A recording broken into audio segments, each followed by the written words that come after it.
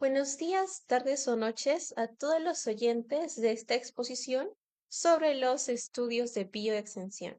Aquí explicaremos los fundamentos, la clasificación y aplicaciones regulatorias. El grupo está conformado por Loyola Chávez Steve y Carlos Porras Marifé, quien les habla, estudiantes del octavo ciclo de la carrera de Farmacia y Bioquímica, exponiendo para el curso de Biofarmacia y Farmacocinética a cargo del docente Miranda García Víctor. Y bien, iniciamos con una curiosidad. ¿Ustedes sabían que el sistema de clasificación biofarmacéutica, con las siglas BCS, creado en el año 1995, ha facilitado que más de 500 fármacos genéricos hayan sido aprobados por la FDA sin necesidad de estudios clínicos extensos? Esto ha permitido que los medicamentos sean más accesibles, seguros y económicos para millones de personas en el mundo. Continuamos presentando la estructura de nuestra exposición. Contamos con un resumen, introducción, objetivos, desarrollo, discusión, conclusiones y por último las referencias bibliográficas. Seguimos con lo que es el resumen. Esta presentación completa trata del BSS, que es un sistema revolucionario que clasifica todos los fármacos orales según dos propiedades físicas clave: la solubilidad y la permeabilidad, organizándolos en cuatro clases bien definidas como se ve acá en la imagen. Lo más importante y práctico es que permite las famosas bioexenciones, que son waivers o exenciones para saltarse estudios clínicos costosos cuando se trata de tabletas de liberación inmediata que cumplan criterios estrictos. Hoy veremos teoría científica, requisitos detallados de la FDA, EMA, la OMS y aplicaciones que beneficien directamente a los pacientes con precios accesibles y a la industria farmacéutica con procesos de aprobación súper acelerados. En cuanto a la introducción, entonces, ¿qué es exactamente el PCS y por qué existe? Este es un sistema científico elegante y súper práctico que clasifica los medicamentos que tomamos por boca usando precisamente dos propiedades fundamentales que determinan su absorción en nuestro cuerpo: la solubilidad y la permeabilidad. En la solubilidad, el fármaco se disuelve completamente en los jugos gástricos e intestinales o es que se queda como grumo sin absorberse. Y en la permeabilidad, puede atravesar fácilmente la pared del intestino delgado hacia nuestra sangre o se queda atrapado. La FDA lo desarrolló en los años 90 para resolver un problema gigante de la industria: cómo demostrar que un genérico es exactamente igual de efectivo que el medicamento original sin hacer estudios clínicos caros con 30 a 50 voluntarios sanos. Hoy en día la EMA en Europa, la OMS y muchas agencias latinoamericanas como ANMAT o INVIMA también lo aplican. Como resultado concreto, obtenemos reducciones de tiempo de 2 a 3 años a solamente meses y ahorros de millones de dólares por fármaco. Es la misma seguridad, misma eficacia y mucho más rápido.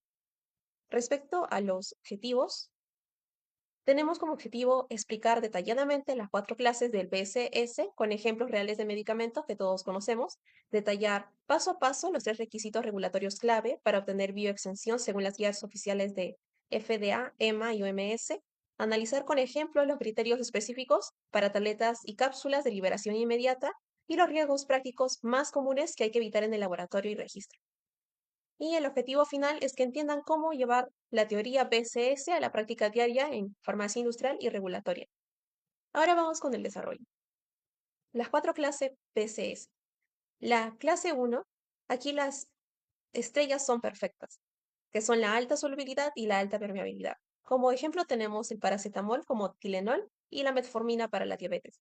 Se absorben más del 85% en el intestino. La bioextensión es súper fácil porque funciona perfecto. En la clase 2, el problema es la solubilidad. Hay una baja solubilidad, pero alta permeabilidad. Como ejemplos tenemos el ibuprofeno, que es un analgésico, y el naproxeno. Se disuelven mal, aunque pasen fácil al intestino. Necesitan formulaciones especiales con micelas o ciclostextrina. La bioextensión es difícil. En la clase 3, el problema es la membrana. Hay una alta solubilidad, pero baja permeabilidad. Como ejemplos tenemos el atenolol para la presión arterial y la ranitidina como antiácido.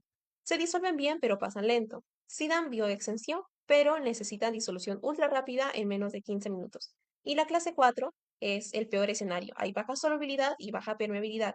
Como ejemplos el taxol, que es un anticancerígeno, y la furosemida. La bioexención aquí es casi imposible y necesitan estudios clínicos completos siempre. Como conclusión, solamente las clases 1 y 3 son candidatas reales para bioexenciones rápidas. Como segundo punto en el desarrollo, los tres requisitos para bioextensión son los siguientes. En el primer pilar tenemos la solubilidad alta. Toda la dosis máxima del fármaco debe disolverse completamente en solo 250 mililitros de agua, simulando condiciones reales del estómago, a un pH de 1.2, que es ácido, e intestino en pH 4.5 y 6.8. Se prueba en laboratorio con agitación estándar. Si no cabe en 250 mililitros, se rechaza. Como segundo pilar, hay una permeabilidad alta. Mínimo del 85 al 90% del fármaco administrado debe llegar efectivamente a la sangre sistémica. Se mide con métodos validados, como las células CACO2 intestinales in vitro, perfusión en ratas o datos humanos históricos. Nada de especulaciones. Y como tercer pilar, se encuentra la disolución comparativa. El genérico debe liberar más o igual al 85% del fármaco en 30 minutos o 15 minutos para clase 3, comparado con el medicamento de referencia original. Se prueba en tres medios diferentes, en el ácido clorhídrico, el buffer fosfato neutro y buffer enzimático. El equipo USP tipo 2 es obligatorio. Como regla de oro, los tres pilares perfectos son iguales a una bioextensión inmediata aprobada por FDA, EMA y OMS. Como ejemplo real, el paracetamol clase 1 cumple los 3 al 100%. Por eso todos sus genéricos se aprueban rapidísimo sin voluntarios humanos. Y como tercer punto, los criterios prácticos y riesgos, es importante saber que la bioextensión no aplica a todo. Vamos a revisar los criterios de inclusión y exclusión. Sí califica para bioextensión tabletas y cápsulas sólidas orales de liberación inmediata. Dosis menores o iguales a 250 miligramos, solamente clase BSS 1 y 3 con los pilares perfectos. Y no califica nunca suspensiones líquidas, inyectables, cremas, supositorios, formas de liberación prolongada retardada a dosis altas de más de 500 miligramos, clase BCS 2 y 4. Como consejo, siempre se debe consultar la lista oficial BCS de cada agencia y validar con datos experimentales propios.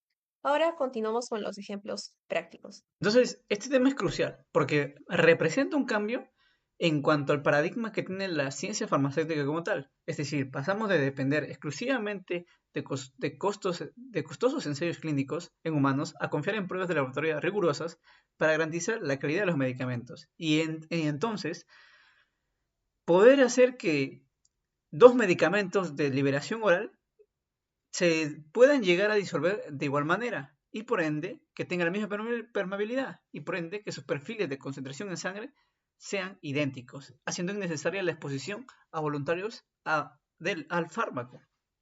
Ahora, algunos ejemplos prácticos como tales como mencionamos acá, esta es más que nada que ilustra claramente el contraste de fármacos ideales con casos polémicos, ¿no? Por un lado tenemos a moléculas clase 1 como el propanolol, que llegamos a ver acá en este caso, donde la bioextensión es un estándar seguro debido a la alta solubilidad y absorbancia completa. En contraste, enfrentamos desafíos de fármaco del tipo de clase 3 o aquellos en venta con absorción estrecha. El caso más emblemático es la metformina formulada con sorbitol. Esto más que nada es que se disuelve bien y el sorbitol acelera el tránsito intestinal, entonces haciendo que el fármaco pase de largo su zona de absorción. Esto demuestra por qué las agencias regulatorias rechazan bioextensiones cuando hay una similitud cualitativa y cuantitativa estricta en las excepciones, ¿no? Igualmente como observamos acá, de la clase 1 como tal lo llegan a dividir en dos, el ácido acetilsalicílico, no sé cómo hemos puesto como ejemplo, y el propanolol. Como segundo ejemplo es la alta solubilidad y permeabilidad de un comportamiento muy predecible. Ahora, algunas implicancias que observamos acá, ¿no? Los casos polémicos y exclusiones. Tenemos acá tres tipos de fármacos, ¿no? Los fármacos de estrecho margen terapéutico, en este caso que colocamos a la digoxina como un ejemplo como tal, también a la warfarina y a la fenitoína, es que estos representan Una buena solubilidad y una variación de 10 a 15% podría ser tóxica en el paciente. La mayoría de agencias exigen un estudio en vivo por estos, ¿no? Esto más que nada es debido a su estrecho margen terapéutico como tal, dividiendo de la clasificación. Es decir, una pequeña cantidad diferente de dosis llega a generarse justamente los efectos tóxicos. Es por eso la, la, la tener el cuidado preciso a que no ocurran estos efectos adversos por justamente el pequeño margen terapéutico. Ahora, en la clase 2, eh, la baja solubilidad y alta permeabilidad, tenemos al ibuprofeno.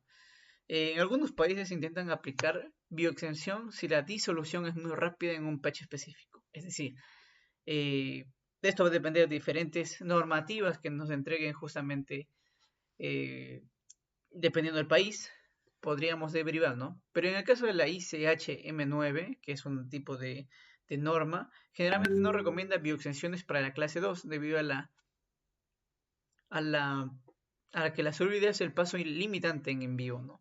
Ahora, la absorción en sitio específico. Fármacos que solo se absorben en una ventana específica del intestino. Es decir, como hemos mencionado, ¿no? En una zona parte exclusiva. Esto más que nada llega a cambiar su absorción y el fármaco podría ser pasar de largo esa ventana en donde se debe absorber. Eso, por eso hemos mencionado un clásico ejemplo como el sorbitol y la metformina, ¿no? Ahora, algunos casos de implicancia en la regulación latinoamericana y en la implicancia de la propia industria farmacéutica creadora, o mejor dicho, productora de, de estos fármacos, ¿no? Para la industria, al trasladar estos a una muestra real regional, las implicaciones son profundas. En Latinoamérica está adoptando guías armonizadas como la ICH-M9, lo cual permite a la industria farmacéutica local ahorrar miles de dólares y meses de desarrollo al evitar estudios clínicos innecesarios, ¿no? Ya que los estudios clínicos va a llevar justamente a la mayor gasto económico para la propia empresa y por eso se opta por las bioextensiones. Ahora también la reformulación obliga a que las industrias a ser muy cuidadosas con la selección de los excipientes. Van a calificar a los diferentes tipos de bioextensión, especialmente para llegar a exportarlos. Por otro lado, para la regulación, eh, esto significa una mayor exigencia en la fiscalización. Ya no basta con aprobar copias y además que se van a requerir verificar mediante ingeniería inversa en las formulaciones que se han realizado. Es decir, que haya una buena trazabilidad. Esto democratiza el acceso a la salud, permitiendo la entrada rápida de genéricos de calidad, asegurando al mercado eh, vitales fármacos para que ingresen al sistema de salud público del país, ¿no? Y ya las agencias como deben de cumplir un desafío de vigilancia de estos fármacos, ¿no? Ya que de esta forma aseguramos el control de calidad robustos para verificar que los perfiles de disolución presentados en las diferentes dosis de los fármacos sean adecuados para la población.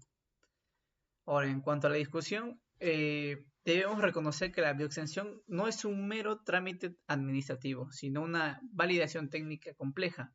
Y la evidencia nos dice que el sistema in vitro es robusto, pero tiene puntos ciegos fisiológicos.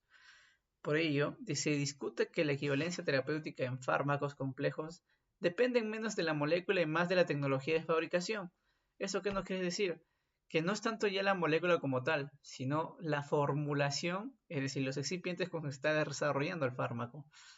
Y la armonización regulatoria es positiva, pero nos obliga a ser intransigentes en la composición de excipientes, especialmente en fármacos donde la permeabilidad es el paso limitante, como se observa justamente en esta figura, ¿no? Ahora, en cuanto a las conclusiones, los estudios de bioextensión basados justamente en lo que hemos visto en todo esto a cabo, son una herramienta científica sólidas y eso totalmente para que pueda ayudar a equilibrar la seguridad del paciente con la eficiencia industrial y además ayudar, digamos, a un sistema de salud que quizás no tenga los, la solvencia económica pudiente para poder obtener fármacos de marca, o bueno, mejor dicho, los innovadores. Y hemos visto que si bien fármacos como el propanolol son candidatos ideales, el manejo de excipientes en casos como la metformina es lo que define el éxito o el fracaso terapéutico. Y por ende, la implementación correcta de estas guías en Latinoamérica no solo optimiza recursos, sino que eleva el estándar de calidad de los medicamentos que llegan a nuestros pacientes. Esperemos que les haya gustado y esto es nuestras pocas referencias bibliográficas.